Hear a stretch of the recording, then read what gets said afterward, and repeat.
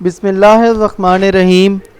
आज हम chapter 4 work and energy inter part 1 FSc part 1 ICS part 1 physics के MCQs discuss करेंगे, जो which is very very important है हमारे पास बोर्ड के लिहाज से, as well as entry test की एमसीक्यूज़ भी इसमें डिस्कस की गई हैं। ये एमसीक्यूज़ सॉल्व करने का तरीका ये होता है कि हम सबसे पहले उसकी स्टेटमेंट पढ़ें, और स्टेटमेंट पढ़ने के लिए हमें उसका डाटा रिक्वायर्ड होगा।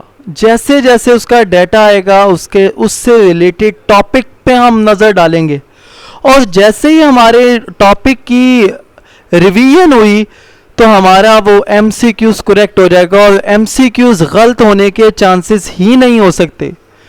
तो हमारे पास एमसीक्यूज़ बहुत अहम वेटेज रखते हैं बोर्ड के लिए, क्योंकि 17 मार्क्स होते हैं। अगर एक एमसीक्यूज़ भी डिटेक्ट हो गई तो हमारे लिए पूरे मार्क्स लेना एक ख्वाब बन के रह जाएगा। तो हम पूरे मार्क्स लेने के लिए कोशिश करते हैं कि बहुत बहुत ज़्यादा मेहनत करें, और उस मेहनत के लिए एमसीक्यूज़ का बहुत अहम किरदार है।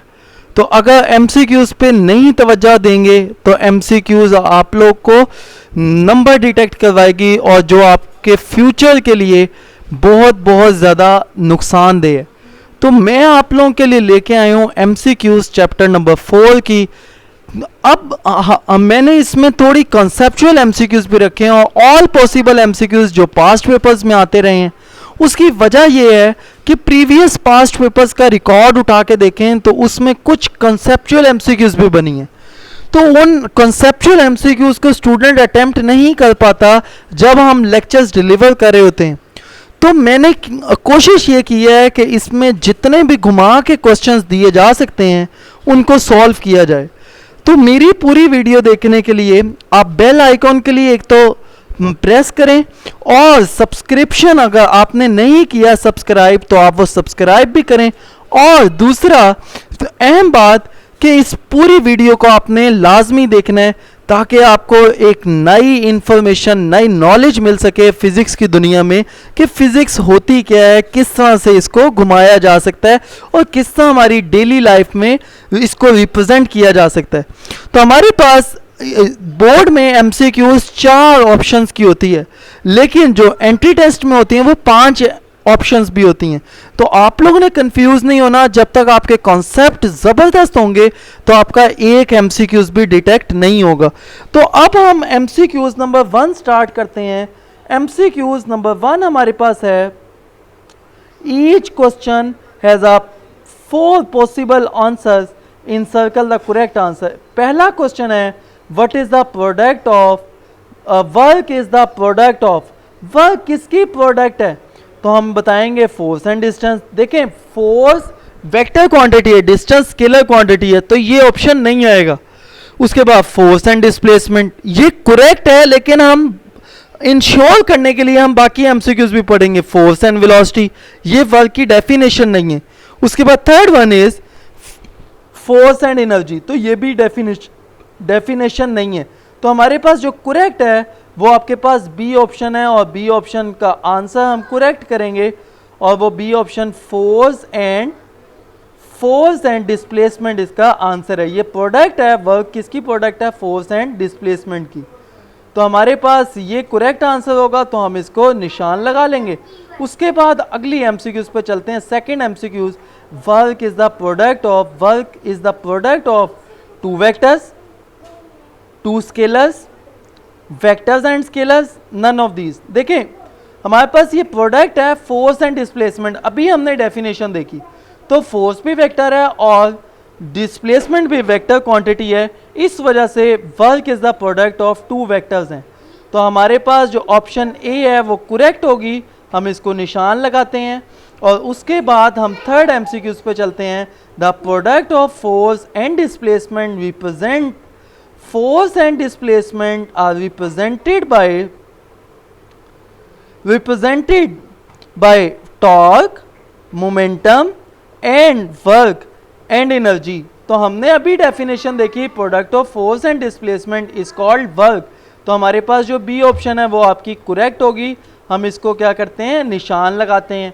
उसके बाद हम 4 MCQs पे चलते हैं। ये बहुत ज़्यादा सिंपल MCQs हैं, जब आपकी डेफिनेशंस क्लियर होंगी तो उसके बाद work done will B maximum.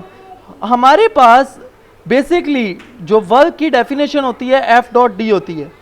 Dot product में हम ओपन जब इसको करते हैं तो एफ डी कॉस थीटा आता है हमारे पास, और जब हम कॉस 0 पुट करेंगे तो आपके पास मैक्सिमम वर्क डन आएगा। तो हमारे पास यहाँ पे जो डी ऑप्शन है वो आपकी करेक्ट होगी। डी ऑप्शन पे हम निशान लगाते हैं क्योंकि बाकी एमसीक्यूज हैं गलत। 180 करेंगे एंटी, जब हमने फोर्स ऑफ डिस्प्लेसमेंट जब ऑपोजिट डायरेक्शन में होंगे। उसके बाद हमारे पास 90 कब होता है, जब वर्क डन मिनिमम होता है, जब 0 होता है उसकी वैल्यू, और 60 पे कुछ वर्क डन होता है। लेकिन उसने मैक्सिमम पूछा है तो मैक्सिमम कब होगा, जब 0 एंगल होगा। Fifth MCQ, the work done will be negative when force and displacement are. वो ये ऑप्शन आ गई कि फोर्स और डिस्प्लेसमेंट हमारे पास कौन सी डायरेक्शन में होंगे जब वर्क डन नेगेटिव होगा, तो वो कौन सी डायरेक्शन में होंगे, जब ऑपोजिट डायरेक्शन में होंगे, क्योंकि एंगल उस वक्त 180 होगा और cos 180 क्या होता है -1। तो अगर हम इसकी एग्जांपल लें तो हम जब बॉडी को डिस्प्लेस करवा रहे होते हैं under the action of gravity, तो अपवर्ड जब हम लेके जा रहे हैं अगेंस्ट द ग्रेविटी तो फोर्स डाउनवर्ड लग रही है लेकिन डिस्प्लेसमेंट अपवर्ड है। तो इस वजह से हम उस वक्त जो एंगल लेते हैं वो 180 लेते हैं और हमारे पास जो वर्क डन आता है वो ऑपोजिट डायरेक्शन में आता है। The work done will B 0। 6 MCQs अब हम देखते हैं। The angle between F and D is. Work done कब 0 होगा, जब हमने ये केस भी डिस्कस किया है कि एफ डी कॉस 90 पुट कर देंगे तो आपके पास जो वर्क डन होगा वो 0 आ जाएगा, क्योंकि कॉस 90 की जो वैल्यू होती है वो 0 होती है। उसके बाद area under force displacement curve. अब फोर्स डिस्प्लेसमेंट कर्व क्या देता है हमें, ऑब्वियसली बात है ये हमें वर्क देगा। ये हमें क्या देगा, वर्क देगा। हम नोट कर लेते हैं इसको। उसके बाद डायमेंशंस ऑफ वर्क। जब डायमेंशंस ऑफ वर्क की बात करते हैं तो हमारे पास देखें डायमेंशंस कैसे निकालते हैं। सबसे पहले हम उसका फार्मूला लिखते हैं। जब फार्मूला लिख लिया उनको उसके बेस यूनिट्स में कन्वर्ट कर देंगे और जो बेस यूनिट्स हैं उसकी हम डायमेंशन लिख लेंगे। तो हमने ऐसे ही किया। हमारे पास वर्क डन की डेफिनेशन होती है फोर्स इनटू डिस्प्लेसमेंट। फोर्स और डिस्प्लेसमेंट को जब हमने यूनिट्स में कन्वर्ट किया तो केजी मीटर स्क्वायर पर सेकंड स्क्वायर आया। तो जब केजी मीटर पर सेकंड स्क्वायर आया तो हमारे पास केजी को कन्वर्ट किया मीटर एम में, मीटर स्क्वायर को कन्वर्ट किया एल स्क्वायर में, और सेकंड स्क्वायर माइनस को हमने टी -2 में कन्वर्ट किया। तो हमारा जो सी ऑप्शन था वो करेक्ट आ गया। उसके बाद 9 MCQs देखते हैं। The SI unit of work is.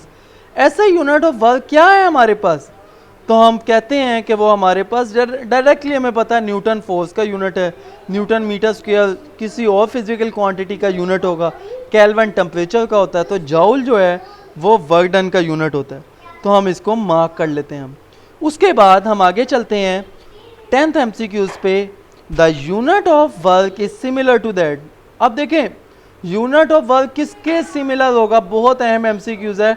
तो ये एनर्जी के इक्वल होगा या पावर के इक्वल होगा या फोर्स के या वेट के।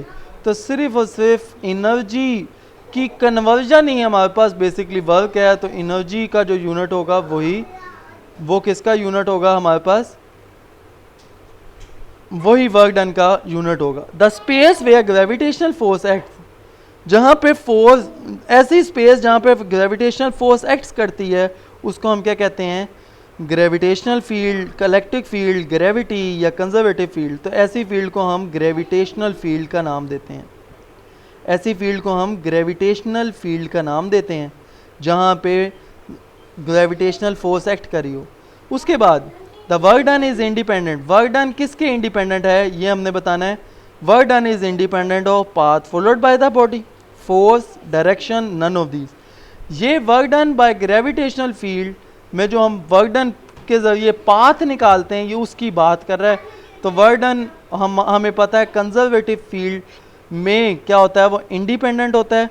तो हम यही कहेंगे independent of path followed by the body. तो हमारे पास ये जो ए ऑप्शन है यही करेक्ट होगी, हम इसको मार्क कर लेते हैं। उसके बाद the total work done the total work done in a close path in a gravitational field is. अब देखिए क्लोज पाथ में जो भी ग्रेविटेशनल फील्ड की वजह से जो वर्क डन होगा वो कंजर्वेटिव फील्ड होती है, और जब कंजर्वेटिव फील्ड आएगी तो जो वर्क डन होता है वो ज़ीरो आएगा। तो हम इसको निशान लगा लेंगे ज़ीरो पे, तो हमारे पास ज़ीरो आंसर आएगा इसका, हम इसको मार्क करते हैं। उसके बाद 14 MCQs, work is defined as force and displacement. किससे डिफाइन हो रहा है? Work is defined as vector product या स्केलर प्रोडक्ट या बोथ ए एंड बी या नन ऑफ दिस। तो हमें पता है कि ये वेक्टर और जो वर्क डन है वो एक स्केलर क्वांटिटी है, और स्केलर क्वांटिटी कब आती है? जब दो वेक्टर्स को मल्टीप्लाई करें, रिजल्टेंट हमारे पास क्या है? Scalar quantity. तो हमारे पास जो बी ऑप्शन है वो करेक्ट होगी, स्केलर प्रोडक्ट है। बेसिकली स्केलर प्रोडक्ट हमारे पास स्केलर क्वांटिटी होती है, और ये दो वेक्टर्स की डॉट प्रोडक्ट होती है, वही हमारे पास वर्क की डेफिनेशन भी है। उसके बाद a field 15 MCQs, a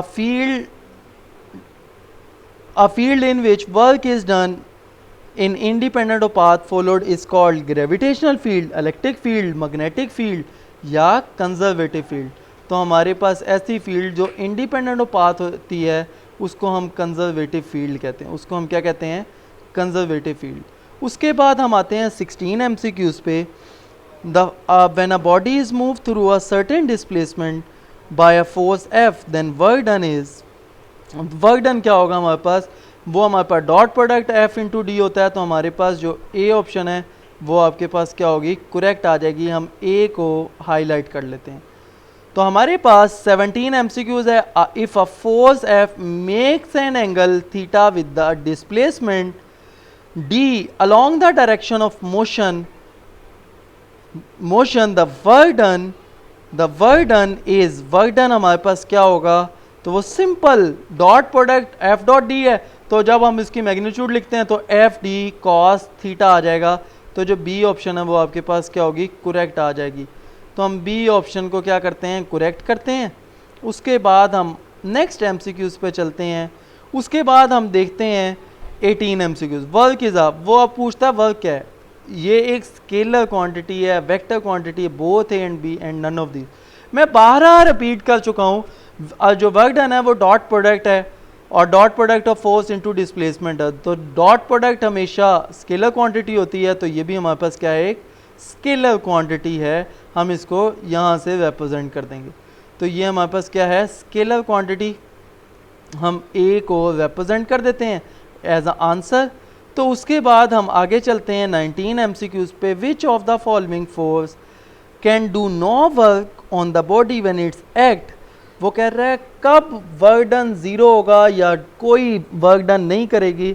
जब बॉडी पे जो फोर्स लग रही होगी वो सेंट्रीपिटल फोर्स होगी, इलास्टिक फोर्स होगी, फ्रिक्शनल फोर्स होगी या ग्रेविटेशनल फोर्स होगी। अब हमारे पास जो ए है, सी है या डी है, इन सब की वजह से वर्क डन होगा, लेकिन जिसकी वजह से वर्क डन नहीं होगा वो सेंट्रीपिटल फोर्स की वजह से नहीं होगा। उसकी वजह क्या है? कि फोर्स हमेशा, सेंट्रीपिटल फोर्स हमेशा सेंटर की तरफ लगती है, और डिस्प्लेसमेंट हमेशा सर्कल के टेंजेंट होता है। तो टेंजेंट का मतलब है इन दोनों के दरमियान जो एंगल है वो 90 डिग्री होगा, और जब 90 डिग्री हो दो क्वांटिटीज़ के दरमियान तो cos 90 आएगा। एफ डी cos 90 का होता है 0। तो बी ऑप्शन आपके पास करेक्ट आएगी। उसके बाद if a body of a weight W is lifted through a height h, then the work done will be, work done उसका क्या होगा? तो हमें पता है जो उसका वर्क डन होता है वो W is equal to mgh होता है। अब देखें जब हमारे पास बॉडी अपवर्ड जा रही है तो फोर्स ऑफ ग्रेविटी डाउनवर्ड लग रही है, लेकिन डिस्प्लेसमेंट तो अपवर्ड है।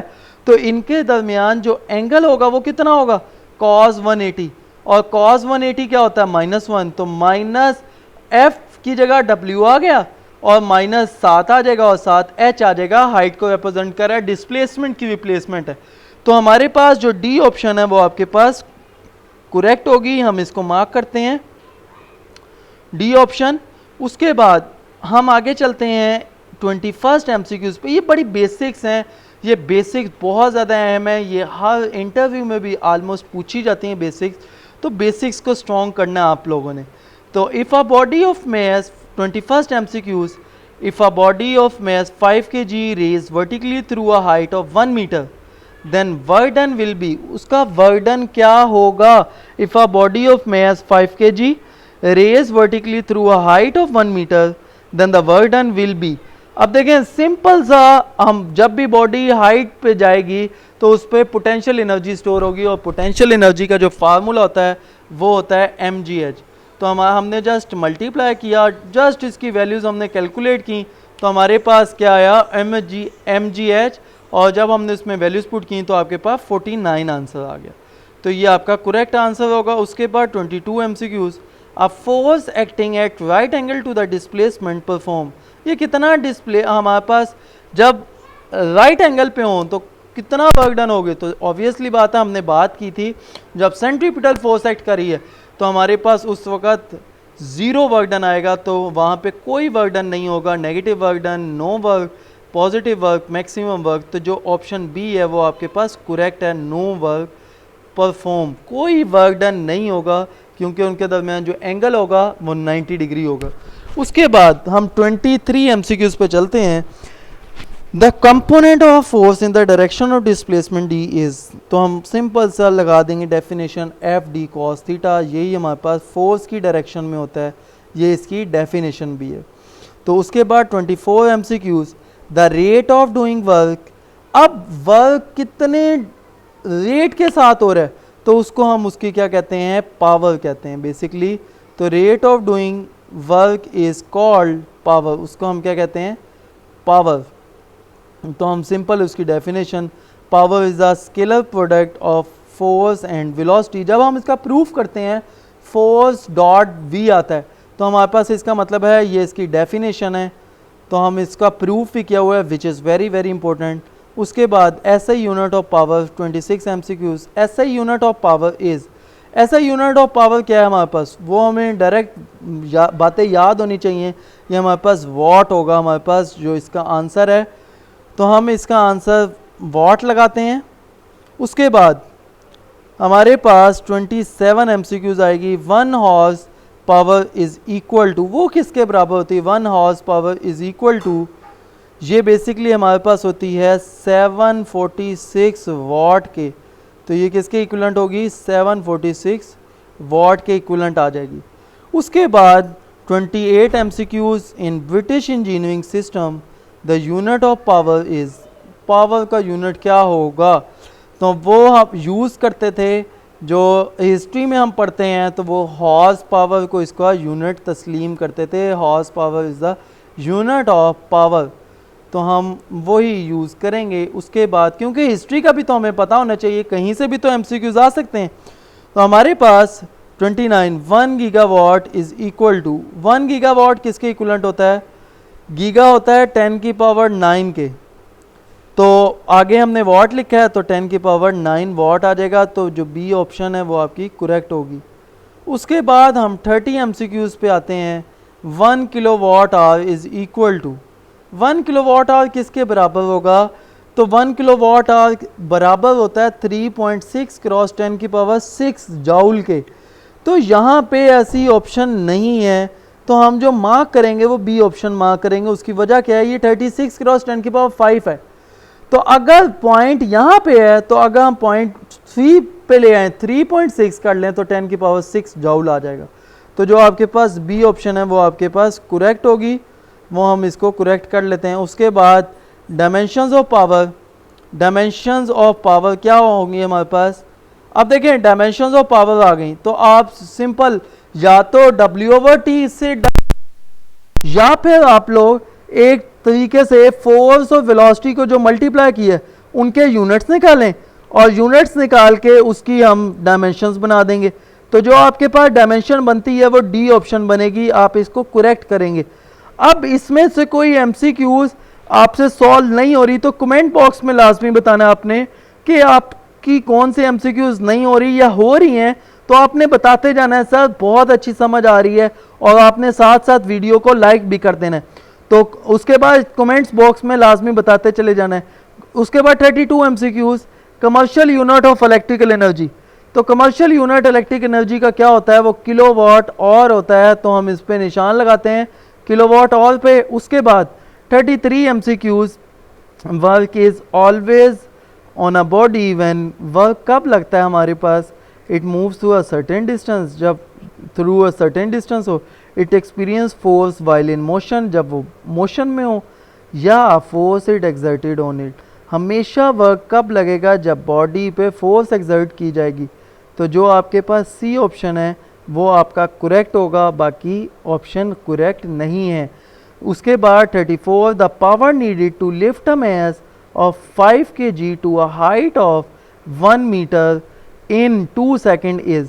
तो 5 kg मैस है, हाइट 1 मीटर है, सेकेंड्स टाइम कितना है 2 सेकेंड। तो सिर्फ पावर का फार्मूला लगा देंगे, W/T होता है, तो W पोटेंशियल एनर्जी है, तो mgh/T आ जाएगा। तो जस्ट इसमें वैल्यूज पुट करेंगे तो 24.5 इसका आंसर आ जाएगा। जस्ट हम इसको मार्क कर लेंगे, 24.5 को मार्क कर लेंगे एज अ आंसर। तो उसके बाद 35 MCQs पे चलते हैं। The average and instantaneous power becomes equal if work is done at, वो कौन से रेट पे होगा, तो जब वो कांस्टेंट रेट पे होगा तो हमारे पास एवरेज और इंस्टेंटेनियस पावर इक्वल होंगी। उसके बाद 36 MCQs, the power in 1 joule 1 kilowatt if work is done at the rate of 1 kilowatt कब होगा, जब हमारे पास बॉडी 1000 जूल पर सेकंड के लिहाज से वर्क कर रही होगी, 1000 जूल पर सेकंड के लिहाज से, तो जो उसकी पावर होगी वो 1 किलोवाट होगी। तो उसके बाद हम इसको मार्क कर लेते हैं। उसके बाद हम चलते हैं 37 MCQs पे। 37 MCQs हमारे पास है, the relation between horse power and what is, horse power और पावर के दरमियान क्या रिलेशन है। ये भी बड़ा अहम MCQs है, एंट्री टेस्ट के लिहाज से भी और बोर्ड के लिहाज से भी। तो आपके पास 1 horse 546 watt, 1 horse power is equal to 846 watt, ये भी नहीं है, ये भी नहीं है, और जो डी ऑप्शन है वो आपका करेक्ट होगा। हम डी को करेक्ट करते हैं, डी ऑप्शन आपकी क्या है, करेक्ट। तो आप इसको मार्क कर लेंगे, डी ऑप्शन आपकी करेक्ट है, हम इसको मार्क करते हैं। उसके बाद 38 MCQs, if an agent consume a power of 1 kilowatt in 1 hour the work done is, तो वर्क डन उसका क्या होगा, तो 1 किलोवाट वाट इन 1 आवर लग रही है, the work done is 1 kilowatt our. तो हमारे पास जो उसकी बेसिकली वर्क डन होगा वो 1 किलोवाट और होगा, 1 किलोवाट नहीं होगा, 1 किलोवाट और होगा, क्योंकि 1 घंटे में जितना उसकी क्या लग रही है, पावर लग रही है, और हमारे पास वो कितने घंटे में वो कंज्यूम कर रहा है पावर, तो वो 1 घंटे में कर रहा है। तो इसकी जो वर्क डन होगा वो basically P is equal to W/T होता है। W निकालेंगे तो पावर को टाइम से मल्टीप्लाई कर देंगे, तो हमारे पास 1 किलोवाट आ जाएगा। उसके बाद 39 MCQs, the capacity to do work is called, capacity to do work is called, उसको हम क्या कहते हैं, जस्ट इसको एनर्जी कहते हैं, काम करने की सलाहियत, तो उसको हम क्या कहते हैं, एनर्जी। तो उसके बाद 40 MCQs है, the energy poses by a body due to its motion, तो energy poses by a body due to its motion is called kinetic energy, इसको हम क्या कहते हैं, काइनेटिक एनर्जी। उसके बाद the energy poses by a body due to its position, तो ये 41 MCQs उससे भी ज़्यादा आसान ये डेफिनेशन है। तो ये हमारे पास किसके बराबर आ जाएगी, पोटेंशियल एनर्जी के। हम पोटेंशियल एनर्जी को मार्क कर लेते हैं। उसके बाद 42 MCQs, the expression of kinetic energy is, expression of kinetic energy क्या है, हाफ mv²। तो हमारे पास जो ए ऑप्शन है वो करेक्ट हो जाएगी, वो आप मार्क कर लीजिएगा। उसके बाद हम चलते हैं 43 MCQs पे, the expression of potential energy is, expression of potential energy simple क्या होता है हमारे पास, mgh, तो हम mgh सी ऑप्शन को करेक्ट कर लेते हैं। तो हमारे पास उसके बाद 44 MCQs, the unit of potential energy same as that of, ये किसके बराबर होगा, ना तो फोर्स के बराबर होगा, ना तो हमारे पास ना तो हमारे पास फोर्स के बराबर, ना पावर के, ना मोमेंटम के, तो ये वर्क के बराबर आ जाएगा। तो हम इसको करेक्ट करते हैं। उसके बाद 45 MCQs, work done is equal to, ये किसके बराबर है? तो ये जस्ट किसके बराबर होगा? ये वर्क एनर्जी प्रिंसिपल के अकॉर्डिंग ये चेंज इन काइनेटिक एनर्जी के बराबर आ जाएगा। तो हम इसको मार्क करते हैं। उसके बाद 46 MCQs पे चलते हैं। तो 46 MCQs क्या है? The SI unit of energy. SI unit of energy क्या है हमारे पास? वो सिंपल वो जाउल होता है। हम जाउल को क्या कर लेंगे? मार्क। तो हम इसका एनर्जी का जो यूनिट होता है वो जाउल होता है, बेशक वो वर्क हो या एनर्जी हो, तो हमारे पास उसका यूनिट जाउल होता है। उसके बाद 47 MCQs, the energy stored in a spring of watch. तो स्प्रिंग में किस किस्म की एनर्जी होती है? तो वो हमें पता है, energy store in a spring of a watch is elastic potential energy. लचक की वजह से जो एनर्जी होगी वो इलास्टिक पोटेंशियल एनर्जी होगी। उसके बाद 48 MCQs पे चलते हैं। What is the kinetic energy of a 50 kg mass moving with the speed of 5 metre per second. तो अगर हमारे पास काइनेटिक एनर्जी निकालनी है जबकि हमें महज 50 kg दिया हुआ है, स्पीड हमें 5 मीटर पर सेकेंड दी हुई है, तो हम जस्ट क्या करेंगे? Kinetic energy is equal to half mv², formula लगाएंगे, आपके पास 625 आंसर आ जाएगा। आप ये जो न्यूमेरिकल्स हैं ये आप लोग कमेंट बॉक्स में बताइएगा लाजमी, कैलकुलेट करके ये आंसर ठीक है आप लोगों के। और उसके बाद हम 49 MCQs डिस्कस करते हैं। When the speed of the moving body is double then its, तो उसकी काइनेटिक एनर्जी क्या हो जाएगी? हमें काइनेटिक एनर्जी का फार्मूला पता है, हाफ mv²। तो जब v की जगह 2v पुट करेंगे तो 2v का स्क्वायर आ जाएगा, 4 बाहर आ जाएगा, तो काइनेटिक एनर्जी का एक्सप्रेशन पहले जैसा बन जाएगा। तो 4 टाइम्स काइनेटिक एनर्जी क्या होगी? इंक्रीज। तो आपके पास जो ए ऑप्शन है वो आपके पास करेक्ट होगी, वो आप मार्क करेंगे। तो आपके पास ए MCQs करेक्ट होगी। उसके बाद हम चलते हैं 50 MCQs पे। 50 MCQs क्या है? A body of mass 5 kg moving with a velocity of 2 metre per second, then kinetic energy is, उसकी kinetic energy क्या होगी? तो हमारे पास mass 5 kg है और स्पीड 2 मीटर पर सेकेंड है, kinetic energy फिर हाफ mv² फार्मूला लगाएंगे तो सिंपल आपके पास 10 जाउल इसका आंसर आ जाएगा। तो 10 जाउल पे हम मार्क करेंगे। उसके बाद हम 51 MCQs पे चलेंगे। वो कहता है the potential energy of an object on the surface of earth. Potential energy क्या होगी ऑन द सरफेस ऑफ अर्थ? तो वो सिंपल क्या होगी? mgh। तो हम इसको मार्क कर लेते हैं। उसके बाद the work done on a body from the earth surface to infinity appears as, जब हम बात करते हैं work done on a body from earth to infinity appear as absolute potential energy. जहाँ पे ग्रेविटी वेरी कर रही हो वहाँ पे एब्सोल्यूट पोटेंशियल एनर्जी का फार्मूला आता है। तो उसके बाद हम 53 MCQs पे चलते हैं। 53 MCQs है the absolute potential energy on the surface of earth is equal to, अगर हम माइनस साइन को इग्नोर कर दें तो GMM ओवर R आ जाएगा, जो बी ऑप्शन आपका आंसर बना रही है। तो जो बी ऑप्शन है वो आपका करेक्ट होगी। उसके बाद हम चलते हैं 54 MCQs पे। वो कहता है काइनेटिक एनर्जी एंड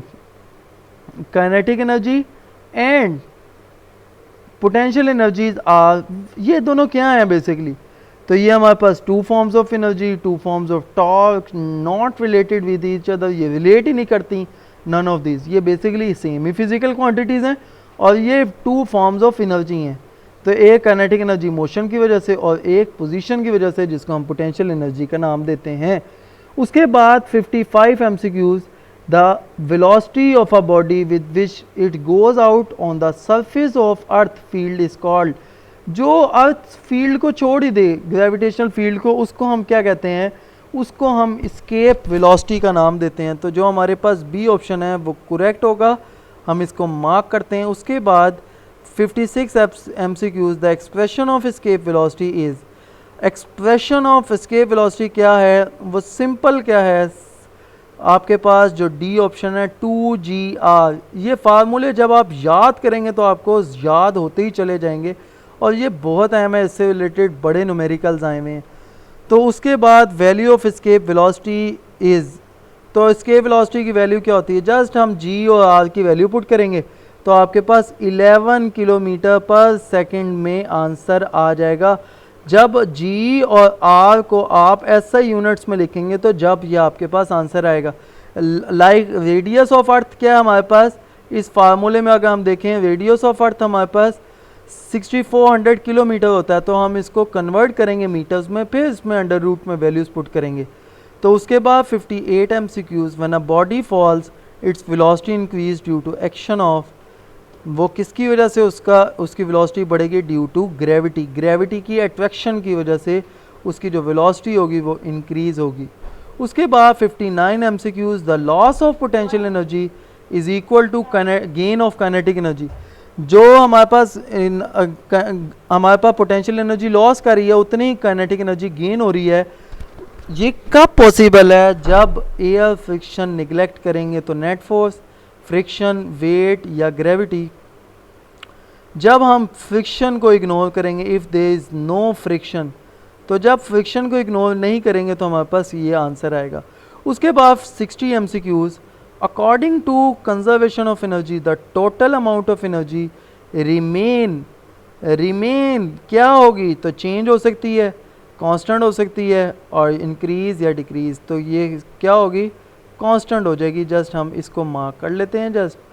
उसके बाद the absolute potential energy is measured from, absolute potential energy कहाँ से मेजर की जाती है, तो ये कहाँ से की जाती है, हम जब डेरिवेशन करते हैं तो ये सेंटर ऑफ अर्थ से की जाती है, हम वहाँ से मार्क करते हैं। यहाँ पे लिखा हुआ है नियर टू द अर्थ, नहीं गलत है, सरफेस ऑफ द अर्थ ये भी गलत है, या इन्फिनिटी वो भी गलत है, तो हमारे पास सेंटर ऑफ अर्थ से मार्क की जाती है, ये आप करेक्ट लगाएंगे निशान, तो सेंटर ऑफ अर्थ से इसका निशान लगाएंगे।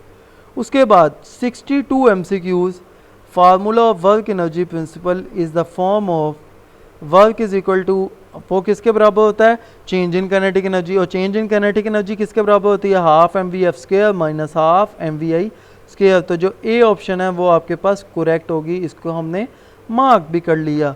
उसके बाद 63 MCQs, gravitational potential energy by convention, ये हमारे पास किसके बराबर होगी, positive, negative, both A and B and none of these. तो जो बाय कन्वेंशन होती है ग्रेविटेशनल पोटेंशियल एनर्जी वो नेगेटिव होती है, क्योंकि हम अगेंस्ट द ग्रेविटी जाते हैं और डिस्प्लेसमेंट हमारे पास अपवर्ड होता है, फोर्स डाउनवर्ड होती है, तो आंसर हमारे पास नेगेटिव आएगा क्योंकि cos 180 माइनस होता है, तो ये आपके पास ऑप्शन आ जाएगी। उसके बाद हम 64 MCQs पे चलते हैं। वो कहता है the formula of escape velocity of planet 2GR gives only approximate value since, ये कब वैल्यू देगा, value of g is not constant, जब वैल्यू ऑफ जी कांस्टेंट ना हो। उसके बाद मास ऑफ प्लैनेट में also effect the escape velocity, exactly ये भी फैक्टर काउंट करता है। उसके बाद रेडियस ऑफ प्लैनेट, रेडियस भी उसका जब अमल करेगा, और ऑल ऑफ दीज, तो ये जो डी ऑप्शन है सारी ही ऑप्शन गिवन है, तो हमारे पास डी ऑप्शन आपके पास सही आ जाएगा। उसके बाद 65 MCQs, the value of g at the centre of earth is, हमारे पास वो क्या होती है, value of g at the centre of earth हमारे पास मिनिमम होती है, मैक्सिमम होती है, या फिर हमारे पास ज़ीरो होती है, या फिर नन ऑफ दीज होती है। तो हमने ये बताना है कि हमारे पास जी की वैल्यू हमारे पास सेंटर ऑफ अर्थ पे क्या होगी। तो कोई आप में से आंसर अगर कोई बताना भी चाहता है तो वो भी बता सकता है, लेकिन जो एट द सेंटर ऑफ अर्थ होती है वो ज़ीरो होती है, हम इसको मार्क कर लेते हैं। उसके बाद 66 MCQs, the energy poses by due to its special configuration is called, उसको हम क्या कहते हैं, gravitational potential energy, elastic potential energy, या इलेक्ट्रोस्टैटिक एनर्जी, या नन ऑफ दीज। तो सी जो ऑप्शन है इलास्टिक पोटेंशियल एनर्जी, वो ड्यू टू कन्फिगरेशन होती है, ये MCQs आती है इस तरह से। तो उसके बाद 67 MCQs हमारे पास आती है the potential energy any form increase only when we get, हम पोटेंशियल एनर्जी कब इंक्रीज होती है, when we get in the direction of force against the force perpendicular to the force, none of the above। तो जब हम against the force of gravity move करते हैं तो हमारे पास पोटेंशियल एनर्जी उस वक़्त इंक्रीज़ करती है। तो उसके बाद 68 एमसीक्यूज़ हम देखते हैं। 68 एमसीक्यूज़ ये है, the gravitational interaction between the earth and the moon serve as a source of, ये किसका सोर्स हैं? तो ये टाइडल एनर्जी का सोर्स है। किसका सोर्स है? टाइडल एनर्जी का। हम ए ऑप्शन को करेक्ट करते हैं। उसके बाद हम चलते हैं 69 एमसीक्यूज़ पे। The energy of waves can be use to generate, ये किसके लिए यूज़ होती हैं? टू जनरेट द इलेक्ट्रिसिटी, तो हम इसको इलेक्ट्रिसिटी के नाम से जानते हैं। उसके बाद 70 MCQs, the solar cells also known as, solar cells किन के नाम से जाने जाते हैं? ड्राई सेल्स के, फोटोवोल्टाइक सेल या केमिकल सेल या वेट सेल्स। तो ये किसके नाम से जाने जाते हैं? फोटोवोल्टाइक सेल्स के नाम से जाने जाते हैं।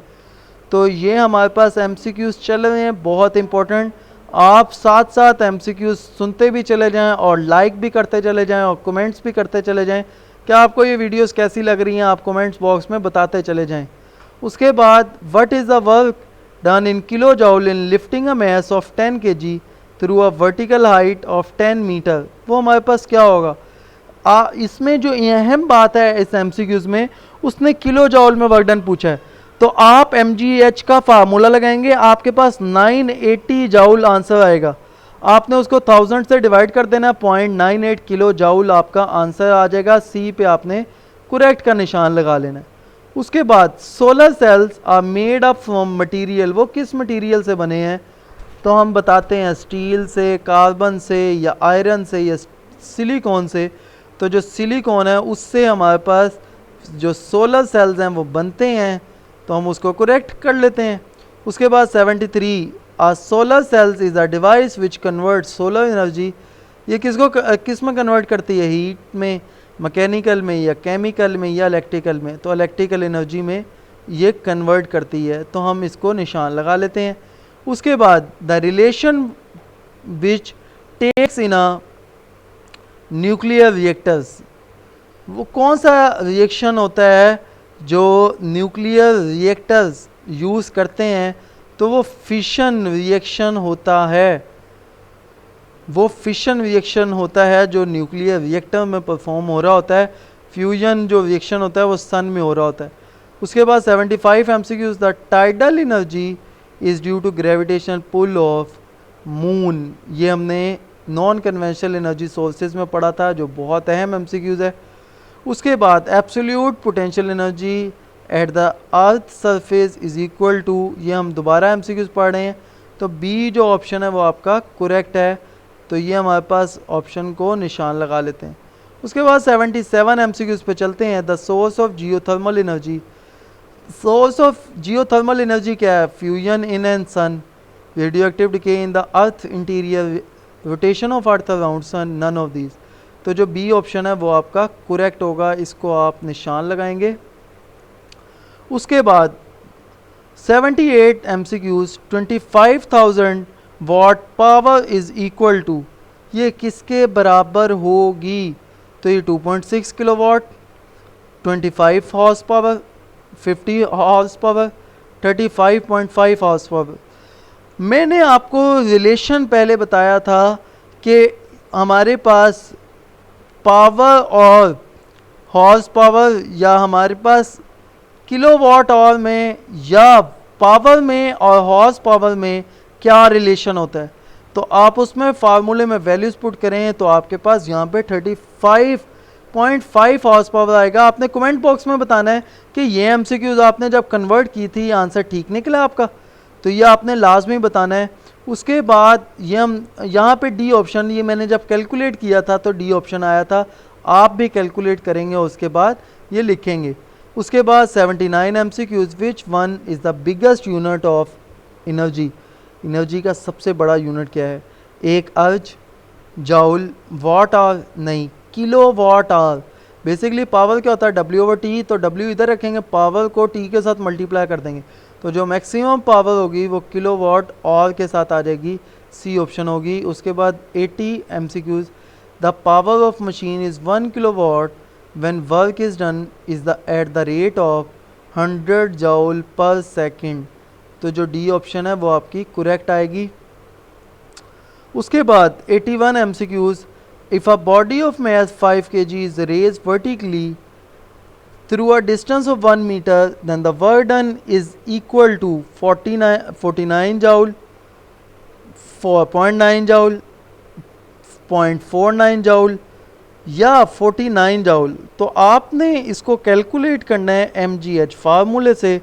जब MGH फार्मूला यूज़ करेंगे तो आपके पास जो ऑप्शन आएगा वो 81 का जो ऑप्शन होगा वो आपके पास ए ऑप्शन आएगा। हम उसको करेक्ट करते हैं तो आपके पास 49.0 जूल इसका आंसर आ जाएगा। तो हम इसको मार्क कर लेते हैं। उसके बाद 82 MCQs, geyser drives it's energy from, geyser कहाँ से एनर्जी लेता है? जुपिटर से, सन से, स्नो से, स्नो या अर्थ से। तो वो अर्थ का सोर्स है तो हम वो अर्थ से एनर्जी लेगा गीज़र। उसके बाद 83, गीज़र यूजुअली अक्कर कहाँ पे अक्कर किए जाते हैं? तो geyser usually occurs in volcanic regions. तो ये कहाँ पे अक्कर किए जाते हैं? Volcanic regions. तो हम इसका करेक्ट आंसर वोल्केनिक रीजन्स लगाएंगे। उसके बाद 84 MCQs, the energy store in a dam is, energy कौन सी स्टोर होती है? तो वो होती है पोटेंशियल एनर्जी। इसको बेसिकली ग्रेविटेशनल पोटेंशियल एनर्जी भी कहते हैं। तो ये हमारे पास सिंपल पोटेंशियल एनर्जी है, वो भी आप करेक्ट कर सकते हैं। तो उसके बाद हम MCQ डिस्कस करते हैं 85, ethanol is the replacement of, ये किसकी रिप्लेसमेंट है एथानॉल? तो एक केरोसिन ऑयल की, एक गैसोलीन की या गैस ऑयल या फिर रिफाइनरी ऑयल। तो जो आपकी सी ऑप्शन है वो करेक्ट होगी। और वो ऑप्शन क्या है कि ये किसकी रिप्लेसमेंट है? तो जो गैसोलीन है ये उसकी रिप्लेसमेंट है, ये हम मार्क कर लेते हैं। तो उसके बाद हम चलते हैं 86 MCQs पे। The process of getting energy by direct combustion method from the waste product is commonly known as solid waste, liquid waste या gaseous waste, all of this. तो सॉलिड वेस्ट जिसको हम डायरेक्ट जला भी सकते हैं। उसके बाद biomass is the potential source of, biomass किसका पोटेंशियल सोर्स है? तो ये हमने बताना है, ये बहुत बहुत बहुत अहम MCQs है, इसको हम डिस्कस करें हैं। बी ऑप्शन जो इसकी है वो करेक्ट होगी, रीन्यूएबल एनर्जी सोर्सेज। ये रीन्यूएबल जिसको हम एक फॉर्म अपनी ओरिजिनल फॉर्म में वापस भी लेके आ सकते हैं। उसके बाद 88 MCQs, earth receive a huge amount of energy directly from, किससे एनर्जी हासिल करता है? मून से, विंड से या वाटर से या सन से।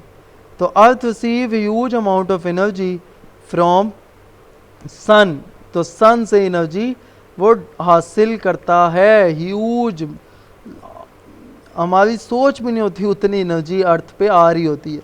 तो उसके बाद हम 89 MCQs देखते हैं। Tidal energy and wind energy is use to generate electric field, magnetic field, friction या इलेक्ट्रिसिटी। तो इलेक्ट्रिसिटी प्रोड्यूस करवाने के लिए ये यूज़ होती है। तो उसके बाद 90 MCQs, the method use to convert biomass into fuels are, वो कौन सा मेथड है? Method use to convert biomass into fuel. तो उसको हम फर्मेंटेशन कहते हैं, डायरेक्ट कंबस्टन कहते हैं, या बोथ ए एंड बी, या नन ऑफ दीज। तो ये MCQs जब भी सॉल्व होंगी, जब आपने आर्टिकल डिटेल में पढ़ा होगा, तो इसके लिए दोनों ही मेथड काबिले गौर होते हैं, both A and B.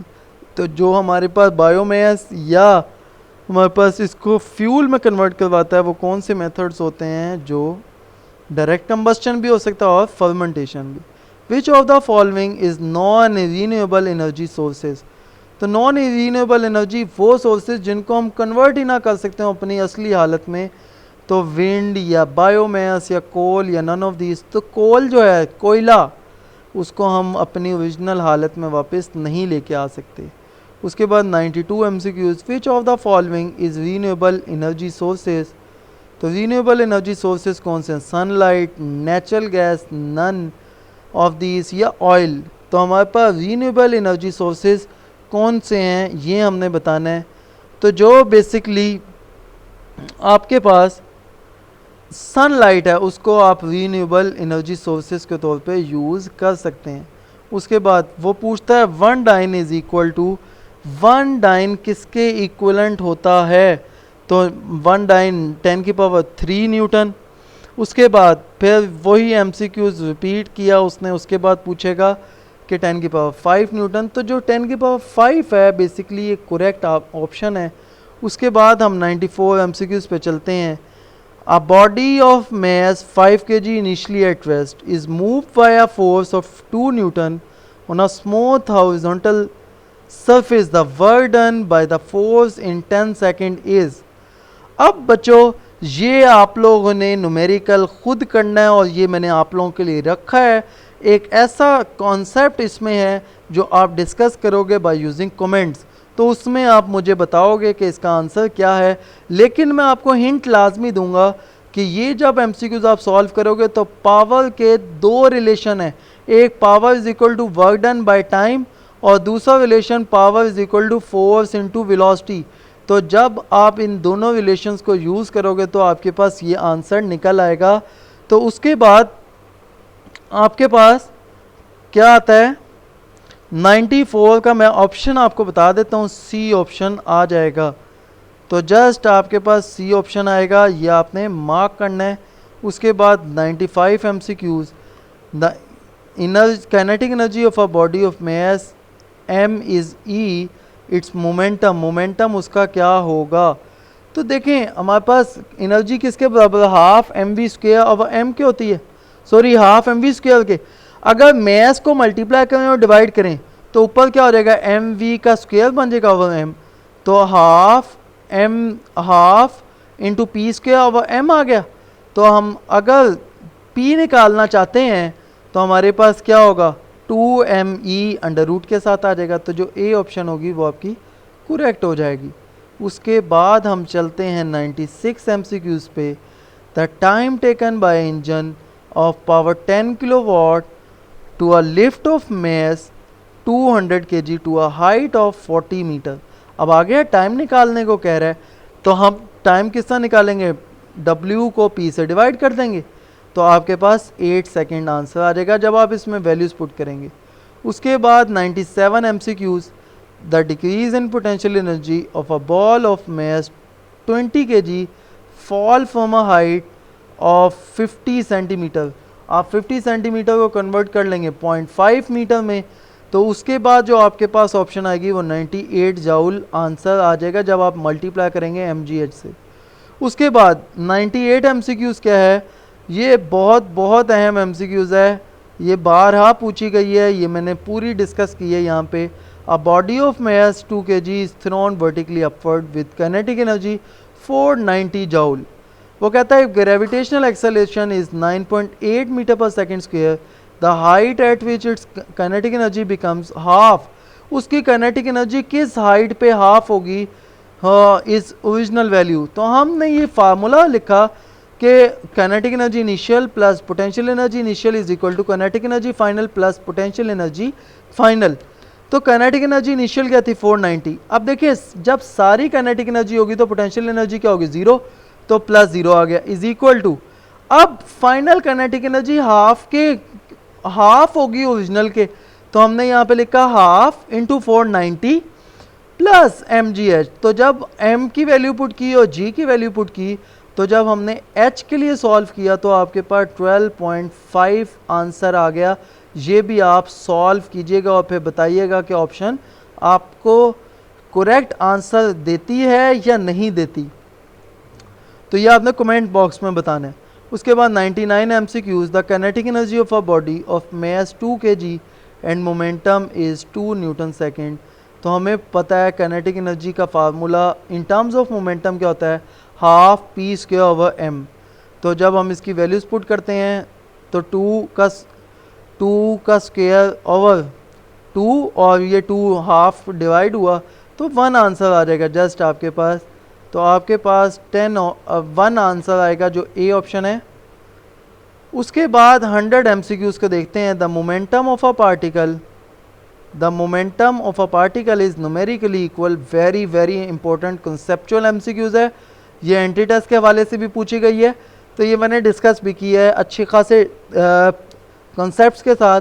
The momentum of particle is numerically equal to its kinetic energy. What is the velocity of particle, उसकी वेलोसिटी क्या होगी। तो हमारे पास 9 meter per second, 3 meter per second, या 2 मीटर पर सेकेंड, या 1 metre per second. जब भी वो इक्वलेंट कर दे तो आपने क्या करना, हाफ एम वी स्क्वेयर को मैंने इक्वल कर दिया मोमेंटम के एम वी के, एम एम से कैंसिल हो गया, तो V square is equal to half, यहाँ पे 2 डिवाइड होगा, यहाँ पे मल्टीप्लाई हो जाएगा, तो 2 इंटू वी आ गया, वी स्क्वेयर से कैंसिल हो गया लेफ्ट हैंड साइड के, तो v is equal to simple 2 आ जाएगा। तो 2 जो ऑप्शन है वो आपके पास करेक्ट है, आप इसको मार्क कर लेंगे। उसके बाद 101 MCQs, which of the following is not a conservative force, कौन सी कंजर्वेटिव फोर्स नहीं है। तो इलास्टिक फोर्स, उसके बाद elastic spring force, frictional force, या ग्रेविटेशनल फोर्स। तो जो ग्रेविटेशनल फोर्स है वो कंजर्वेटिव फोर्स है, ये इसका आंसर नहीं है। फ्रिक्शनल जो फोर्स है वो इसका आंसर है, ये आपने करेक्ट करना है, इसको आपने नहीं मार्क करना ग्रेविटेशनल फोर्स को, ये आपका ऑप्शन नहीं है। उसके बाद 102 MCQ, वन अर्ज इज इक्वल टू, वन अर्ज किसके बराबर होगा, ये भी बेसिकली एनर्जी का है।